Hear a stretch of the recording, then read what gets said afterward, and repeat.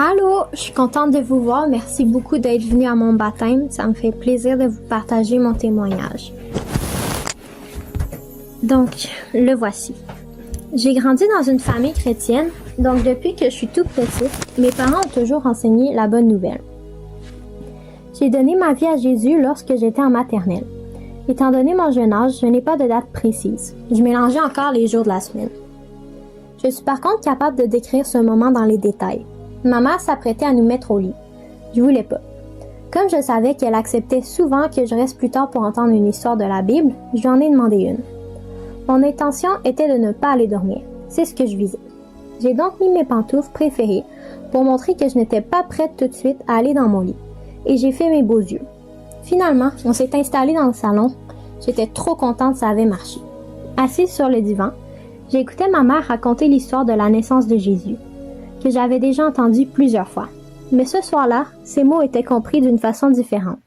C'était comme si, pour la première fois, ce que disait ma mère n'était pas perçu comme une simple histoire. C'était la vérité. Dieu, qui est le roi des rois, est né dans une vieille étable pour moi. J'étais reconnaissante. Je me sentais aussi mal pour lui. L'histoire continuait. Jésus est mort sur la croix.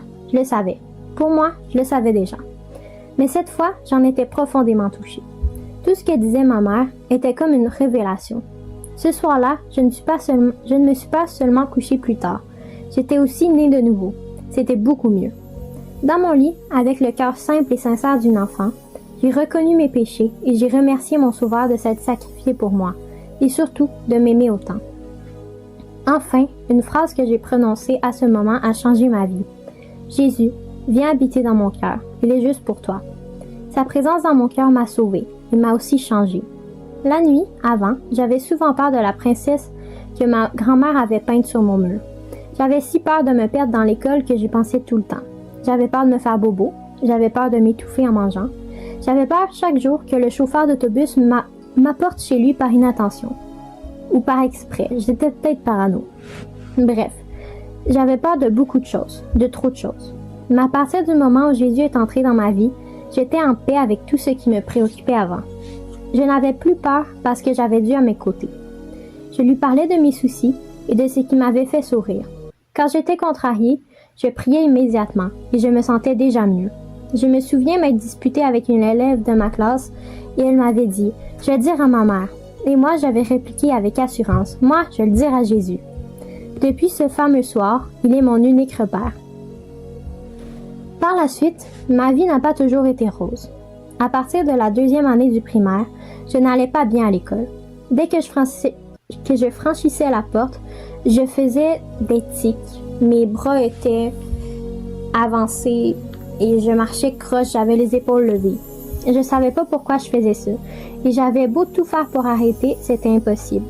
C'était des tics qui ne partaient pas. J'avais honte de moi. Je n'osais pas aller aux toilettes de l'école par peur de me voir dans le miroir. Je m'en voulais de ne pas être capable d'arrêter mes tics. Je comprenais pas ce qui m'arrivait. J'ai été voir une travailleuse sociale et le pasteur de notre église de l'époque a rencontré mes parents pour prier pour moi. Rien n'avait changé, mais je savais que Dieu allait me guérir un jour. J'ai longtemps pleuré à Dieu pour que ça arrête. Chaque jour, en partant pour l'école, j'avais espoir que mon corps ne se raidisse pas. Et chaque jour, j'étais déçue. J'avais quand même la foi. Tout l'été de ma 6e année, je priais et suppliais Dieu de me délivrer. Je lui demandais en boucle de me rappeler qu'il était avec moi, parce que je savais qu'avec lui, je serais libre. Comme nous étions en plein déménagement, je suis allée dormir chez ma grand-mère pour ma première journée au secondaire. Le matin, avant de partir pour cette nouvelle école, ma tante Marie-Lie, atteinte de trisomie, me prend par le bras pour m'emmener dans le bureau. Elle me parle avec une sagesse qui me touchait profondément, me disant qu'elle était fière de moi et que je n'avais pas à avoir peur. Elle m'a dit une phrase dont je savais un signe de Dieu. Jésus est avec toi, c'est lui qui combat. Sous l'émotion, j'ai compris qu'à cet instant, Dieu répondait à mes prières de détresse. Il était avec moi. Arrivée à l'école, je n'étais même pas surprise de me voir marcher normalement, les bras et les épaules détendus. Dieu m'avait libérée. Ma foi s'était fortifiée et je lui en serais à jamais reconnaissante. Après, je suis tombée malade en 2020 et son soutien a été et est encore mon plus grand appui. Je n'ai aucun doute que Dieu est à mes côtés pendant les épreuves et je sais qu'il est plus grand que tout. Il me l'a montré. Je souffre de douleurs chroniques. Ça veut dire que j'ai mal partout, toute la journée, tout le temps. Depuis un peu plus de 4 ans, tous les petits gestes du quotidien me demandent des efforts. C'est épuisant parce que je me sens malade, faible et fatiguée et je dois m'adapter en ne sachant pas ce qui m'arrive. Quand je suis en crise, je fais mes journées sans y être mentalement. Lorsqu'une personne me parle, j'ai tellement mal que je ne saisis pas un mot de ce qu'elle m'a dit. Je me contente de sourire en espérant que ce ne soit pas une question. Ou dans le meilleur des cas, je sors une phrase déjà toute faite. Parce que je n'arrive même plus à penser. Les douleurs prennent toute la place. La seule chose que je parviens à faire est de prier. Alors que mon corps est malade et que mon cerveau est surchargé, mon esprit loue le Seigneur. Je m'étonne parfois des paroles que je confie pendant ces moments de souffrance. Il me remplit d'une paix inexplicable. Dieu est là dans les épreuves et il ne me laisse jamais seul. Romains 8, 26.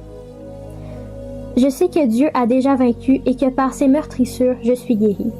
Aussi, il y a plusieurs mois, j'ai réalisé que je devais mettre ma relation avec Jésus en priorité. Mes parents aiment beaucoup le prédicateur Mario Massicotte, un évangéliste dans l'eschatologie. De mon côté, ce n'était pas mon préféré. J'ai rapidement réalisé que ce n'était pas cet homme qui me dérangeait, mais ce qu'il disait. J'appréhendais l'idée du retour de Jésus. C'était choquant pour moi parce que j'aimais Dieu et il est important pour moi. Alors pourquoi est-ce que je n'étais pas excitée de le retrouver? J'ai jamais eu peur des changements, mais là, ce serait un gros changement. Je ne m'imaginais pas quitter la terre, c'était tout ce que je connaissais. À ce moment, j'ai compris que je devais me rapprocher de Dieu. Je ne devais pas être attachée à ce monde. Je devais être attachée à Jésus et à faire de lui mon monde. Aujourd'hui, ma façon de penser a changé. Je suis près de lui et je suis heureuse en imaginant être avec lui pour l'éternité. Je vis dans sa présence et elle est tout simplement merveilleuse. Ma relation avec Jésus est devenue encore plus forte depuis que j'ai appris à lui être plus sensible et à lui donner toute la place. Ma vie chrétienne n'a jamais été parfaite. Je ne peux pas compter le nombre de fois où j'ai fermé ma Bible parce que j'étais fatiguée de lire des mots imprononçables. Des jours où je ne la lisais pas du tout. Des soirs où je m'endormais sur ma prière. Des fois où je le louais en me perdant dans mes pensées. Des fois où je préférais vivre par mes propres moyens. Je ne suis pas parfaite, mais lui si. Il est toujours là et le sera toujours. Il est mon Père et je l'aime de tout mon cœur. Je veux être près de lui. Je ne veux pas qu'il fasse partie de ma vie. Je veux qu'il soit ma vie. Peu importe ce qui se passe, je veux le suivre. Il est mon guide. Il m'a sauvée et je suis prête à renoncer à tout pour lui. C'est pourquoi je veux passer par les eaux du baptême aujourd'hui.